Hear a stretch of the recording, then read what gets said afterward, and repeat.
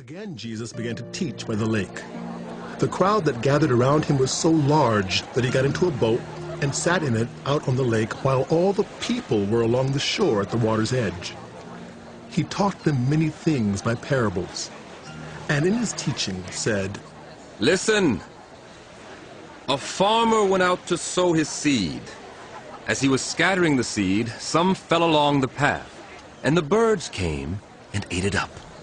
Some fell on rocky places where it did not have much soil. It sprang up quickly because the soil was shallow.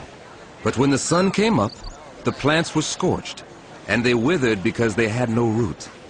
Other seed fell among thorns, which grew up and choked the plants, so that they did not bear grain. Still, other seed fell on good soil. It came up, grew, and produced a crop, some multiplying 30, some 60, some 100 times. Then Jesus said, Whoever has ears to hear, let them hear.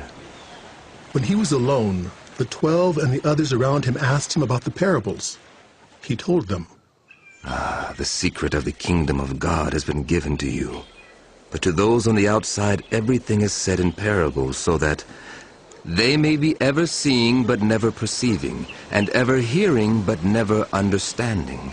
Otherwise they might turn and be forgiven. Then Jesus said to them, Don't you understand this parable? How then will you understand any parable? The farmer sows the word. Some people are like seed along the path where the word is sown. As soon as they hear it, Satan comes and takes away the word that was sown in them.